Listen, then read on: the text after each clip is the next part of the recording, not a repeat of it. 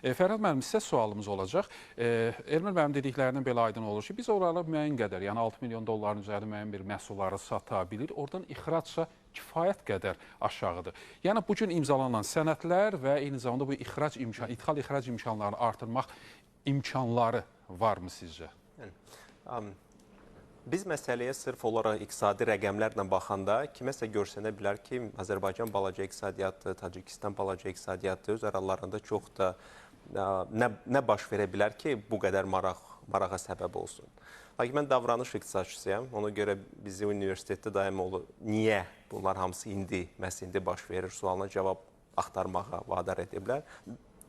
Və əslində hal-hazırda Orta Asiyada Azərbaycan, Türkiyə baş verənlər böyük bir dünya intizamının dəyişikliyi perspektivində böyük bir puzzledır. Onun qıraqları artıq yığılıb və ortasına doğru sıxılma gedir. Və bu ortada məhz biz durmuşuq əslində.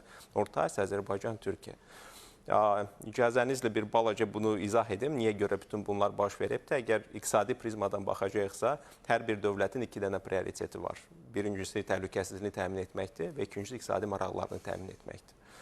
İkinci Dünya müharibəsindən başlayacağım buna gəlmək üçün, amma çalışacağım biraz tez deyim. İkinci Dünya müharibəsindən sonra Amerikanlar anladılar ki, Avrasiya regionunda iki dünya müharibəsindən sonra bir xeyli onlar üçün təhlükə yaradır.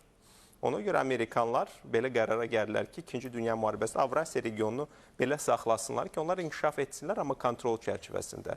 Belə bir çox irəli gedəcək bir qüvvə olmasın ki, onlar həmişə onu balanslaşdıra bilsinlər və dərhal kimsə qabağı gedirdirsə, ordu salırdılar, ora destabillik yaradırdılar və çıxırdılar ki, onlara təhlükə olmasın. Həm də onların iqtisadi maraqları daim olaraq gözlənirsin. Kredit verirlər, bank yaranır, ICF yaranır, kreditlər paylanır, hamını pulla və siyasi təzyiqlə özünə qarşı çəkməyə çalışırdılar. Lakin nə baş verdi? Hegemonluq gəldi. Amerika biz bilməliyik ki, çox cavan ölkədir. Ölkə quruculuq perspektivində. Cəmi 200 il yaşı var. Biz Britaniya var, neçə min illik təcrübəsi var, burada Çin var. Və Amerika bütün bu gəncliyinə baxmayaraq çox varlı və çox güclü bir ölkədir. Dünyada nömrə birdir. Həm iqtisadi baxımdan, həm də ki, hərbi qüvvələri perspektiv. Onlar ona görə hər iki tərəfdən okeana nəzarət edirlər, həm Atlantik, həm Sakit okeana. Heç bir gəmi Amerikanın icazəsi olmadan heç bir sərhədi keçə bilmir. Ona görə Avrasiya regionu, bu bir kontrol mexanizmi Avrasiya regionu üçündür. Qərara gəliblər ki, Amerikanın razılaşdırmış şərtləri ilə yalnız ticarət edə bilərlər. Yəni ki, İkinci Dünya müharibəsindən bu tərəfə Amerikanın razılığı olmadan heç bir şey baş verə bilməzdir. Lakin həm Çinlilər, həm Avropalılar, Britaniyalar bilirdi ki, ergən çox güclü teenageri egosunu qidalandırmaqla sakitləşdirmək olar. Onların öz uzun müddətli strategiyaları vardı. Yavaş-yavaş güclərini artıraraq, iqtisadi güclərini artıraraq onlara artıq təhlükə yaratmağa başladılar. Sizcə niyə görə Reagandan sonra başlayan liberallaşma Trumpla birdən-birə dayandı? Dərhal ticarət müharibələri başladı, daim sanksiyalar başladı, daim tariflər başladı.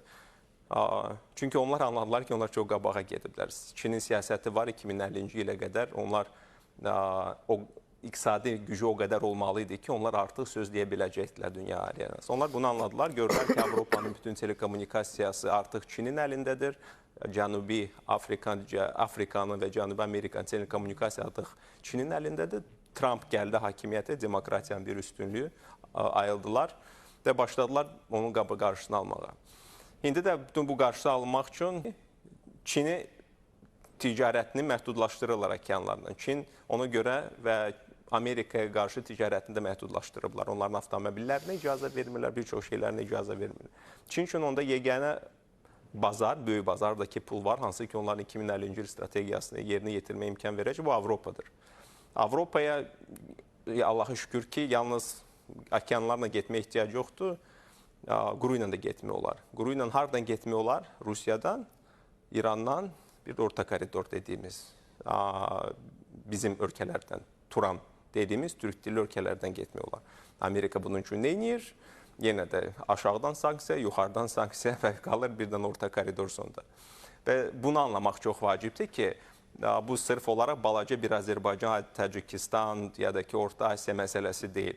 Bu böyük bir iqtisadi maşın olan Çin və böyük bir iqtisadi maşını olan Avropa və onun arasındakı ticarət. və bunu əngəlləmək istəyən digər kontinentdən hansı qüvvələr var ki, hansı ki öz iqtisadi maraqlarını güdürlər.